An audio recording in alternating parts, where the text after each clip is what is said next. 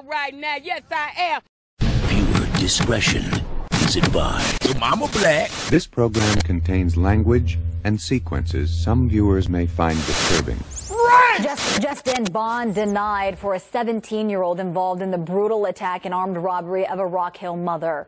Jermichael Davis is facing several charges tonight. If convicted, he could spend the rest of his life in prison. NBC Charlotte's Billie Jean Shaw was in the courtroom today and joins us with more details. Sarah, today in the hearing, there was no lawyer or family members present on behalf of the 17-year-old. It was something that visibly shocked the judge. However, the victim in this case sitting through the entire hearing, reliving the moments she almost died. While neighbors on Winthrop Drive were sleeping early Thursday morning, police say Jermichael Davis, Zion Crosby, and another wanted teen were breaking into their cars. But when they got to this house, the homeowner was awake. She saw a light on that usually wasn't on. When she went to check it out, she was confronted by several young men. I think she resisted a little bit, and then one of them beat her with a pistol. These photos revealing the scary details of what the 46-year-old mother endured as she was attacked, her shirt drenched in blood from being beaten. The offender took the gun and beat her in the head a couple times, and, you know, it's a wonder she didn't get knocked out. One of the suspects, Jermichael Davis, appearing in court today. He's facing 10 charges, including criminal conspiracy and first-degree burglary. Your bond is denied. So your bond's denied on that charge, it's denied on all the charges. The 17-year-old now facing life in prison. Meanwhile, the search continues for two suspects, one of them identified as Zion Crosby. Police believe he was the one who beat the victim. It's pretty brazen what these young men did, and we hope to get Mr. Crosby soon. Now today in court, Jermichael Davis asking police to let the victim know that he was sorry. She says she has no energy to put toward him and wants him and his friends to know the $83 they stole from her was not worth it. Davis will appear back in court in September. Reporting live from the Rock Hill Police Department, I'm Billie Jean Shaw, NBC Charlotte.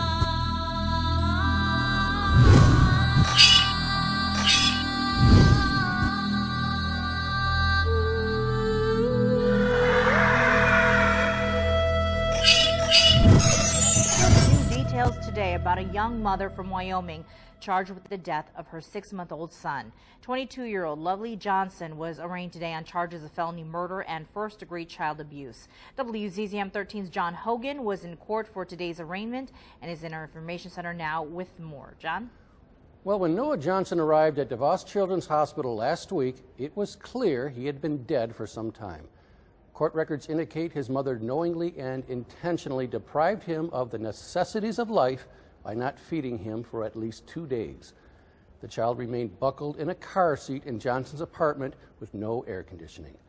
Judge Stephen Timmers went over the felony charges twice to make sure Johnson understood them. Well, let me make it really clear. They allege that you killed a young child and that you physically abused it. Does that make sense to you? Yes, sir. Okay, at least you understand the charges against you. Bond at this point is going to be denied, and you are all set for today, miss.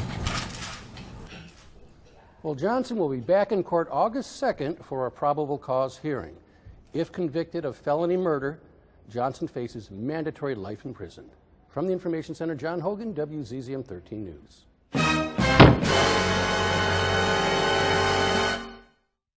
Lovely Johnson's 6-month-old son, Noah, died last week.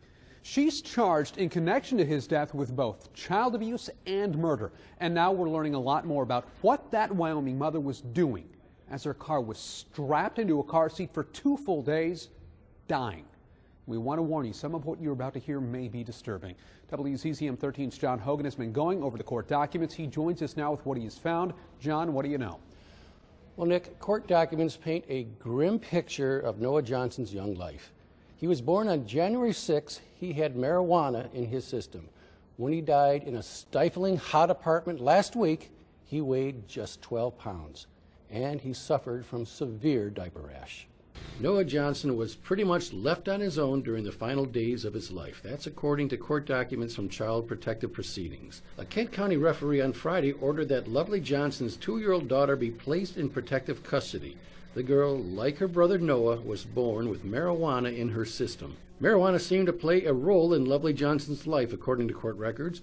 Police found a marijuana pipe and 4 roaches in the room where Noah died. Earlier this month, they found suspected marijuana, pipes, and paraphernalia in a car she was using. That discovery was made when police responded to a complaint that a child was left unattended in a car for 20 minutes. It was Noah Johnson. His mother was in a video store. Wyoming police noted that the mother did not appear to care that the child was in the vehicle unsupervised.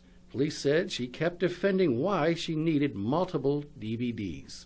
Last Monday, the child was left alone for 12 hours. Johnson said she fed him a bottle in the morning but did not change his diaper. She spent time with friends smoking marijuana.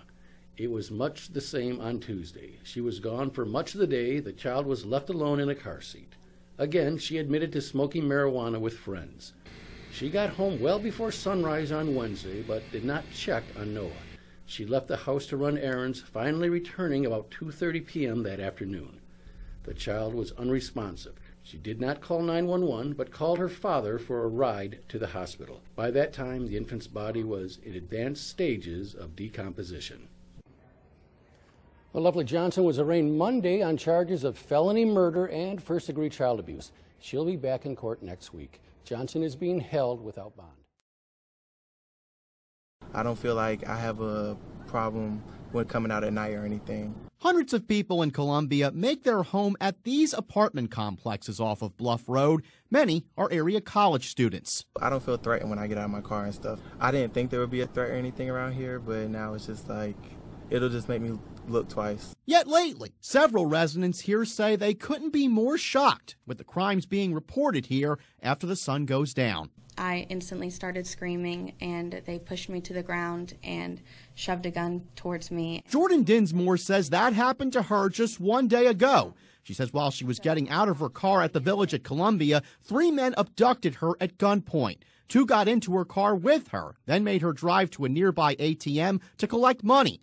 After that, Dinsmore says she decided to make an escape by jumping out of her car while it was moving. I just saw my opportunity. I threw it into neutral and just opened the door and fell out. And I got up and started running back towards the village, back towards the gas stations. Law enforcement believes that one of the 2 armed men who abducted Dinsmore was 17-year-old Raekwon Green. He and a juvenile suspect are now both in jail, facing charges that include kidnapping and armed robbery. Authorities believe both are tied to 6 other cases, including 3 other kidnappings and several armed robberies. I remember she came in, she was crying and freaking out. One of the victims works with Cal McMullen as a delivery driver at Teapot Chinese Restaurant. That's terrifying for anyone, something like that to happen. And I'm glad that they got caught. That way it doesn't happen to anyone else.